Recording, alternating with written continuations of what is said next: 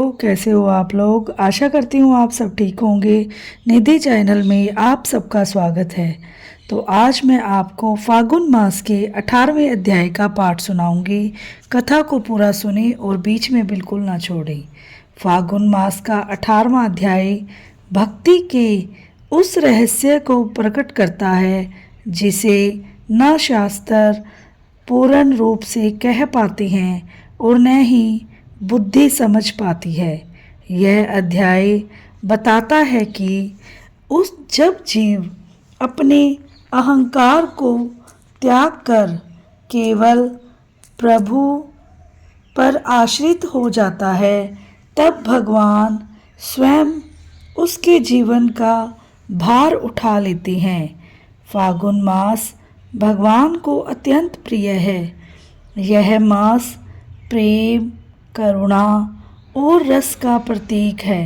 शास्त्रों में कहा गया है कि फागुन में किया गया थोड़ा सा भजन भी असंख्य जन्मों के तप के समान फल देता है। इसी पावन मास में 18वें अध्याय का पाठ विशेष फलदायी माना गया है।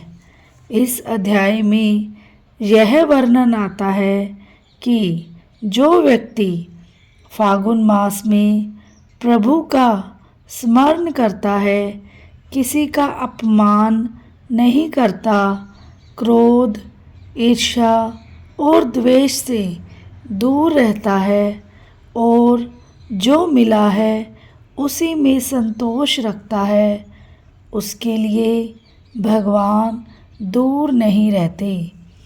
यह अध्याय भक्त को यह सिखाता है कि भक्ति अधिकार से नहीं, समर्पण से प्राप्त होती है।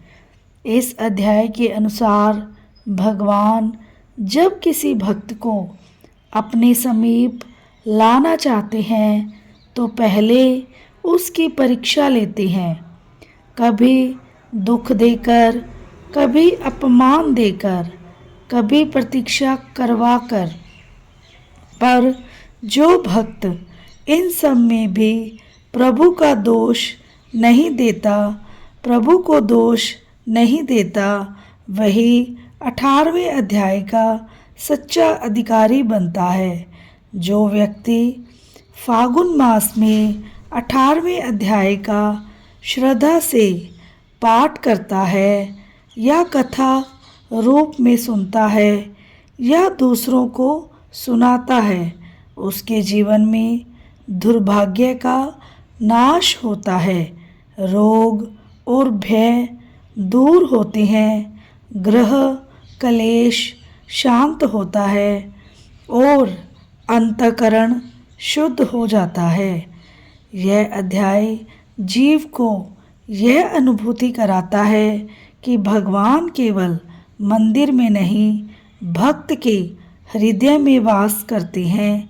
फागुन मास का 18वां अध्याय यह घोषित करता है कि जो मुझे प्रेम से पुकारता है, मैं स्वयं उसके द्वार पर आता हूँ। जब भक्त पूर्ण समर्पण में स्थिर हो जाता है, तब प्रभु उसकी हर चिंता हर लेते हैं।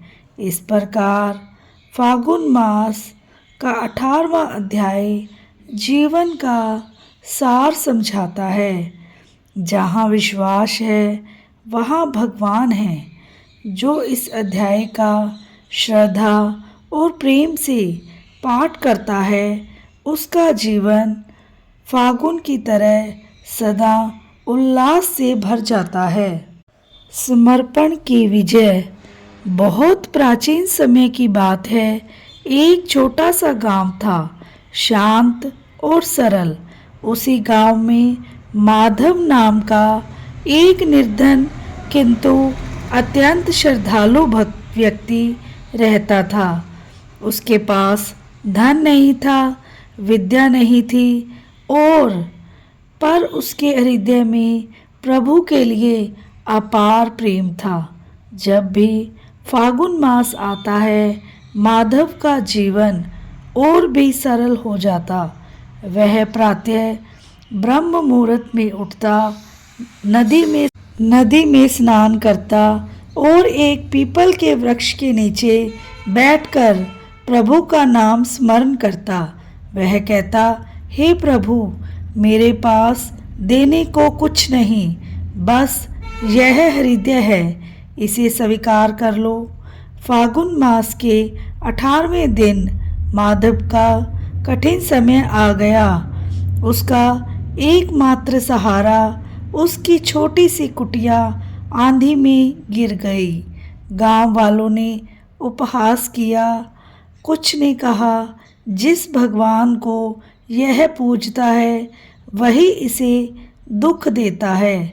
पर माधव मुस्कुराया। उसने केवल इतना कहा, यदि यह भी प्रभु की इच्छा है तो यह भी प्रसाद है। उसी रात माधव खुले आकाश के नीचे बैठा फागुन मास के 18वें अध्याय का स्मरण करता रहा। समर्पण, सहनशीलता और विश्वास। उसकी आंखों से आंसू बह रहे थे, पर मन में कोई शिकायत नहीं थी। अचानक वातावरण बदल गया। मंद मंद सुगंध फैलने लगी। माधव के हृदय में असीम शांति उतर आई। तभी एक दिव्य स्वर सुनाई दिया, वत्स माधव, आज तूने 18वें अध्याय का सच्चा अर्थ समझ लिया है। जहाँ कोई अपेक्षा नहीं, वहीं मैं प्रकट होता हूँ। माधव ने नेत्र खोले, पर सामने कोई मूर्ति नहीं थी, केवल हृदय में प्रभु की उपस्थिति थी। अगली सुबह गांव वालों ने देखा, जहाँ माधव की कुटिया गिरी थी वहाँ शांति, प्रेम और सौहार्द का वातावरण था। माधव अब पहले जैसा ही था, पर उसके चेहरे पर अद्भुत तेज था। उसने सबसे कहा, फागुन मास का 18वां अध्याय हमें सिखाता है कि प्रभु बाहर नहीं है, हमारे विश्वास में बसते हैं। जो फागुन मास में 18वें अध्याय को जीवन में उतार लेता है, उसके जीवन में प्रभु स्वयं मार्गदर्शक बनते हैं। बोलो श्री कृष्ण भगवान की जय हो। आशा करती हूँ आपको मेरी कथा पसंद आई होगी, और वीडियो को लाइक, चैनल को सब्सक्राइब करना बिल्कुल ना भूलें, और हो सके तो एक शेयर कर दें। और जिसने सब्सक्राइब कर दिया है, लाइक कर दिया है, उसका बहुत बहुत धन्यवाद। और कथा के अंत में हमें कीर्तन अवश्य करना चाहिए, और आप लोग भी मेरे साथ कीर्तन कीजिए। श्री कृष्ण गोविंद हरे मुरारी, हे नाथ नारायण वासुदेवा। श्री कृष्ण गोविंद हरे मुरारी, हे नाथ नारायण वासुदेवा। हे नाथ नारायण वासुदेवा। हे लक्ष्मी नारायण वासुदेवा। श्री कृष्ण गोविंद हरे मुरारी, हे नाथ नारायण वासुदेवा। हे नाथ नारायण वासुदेवा। हे लक्ष्मी नारायण वासुदेवा। श्री कृष्ण गोविंद हरे मुरारी, हे नाथ नारायण वासुदेवा। हे नाथ नारायण वासुदेवा। हे लक्ष्मी नारायण वासुदेवा।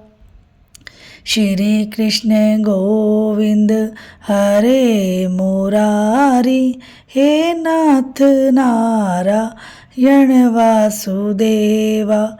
हे नाथ नारायण वासुदेवा।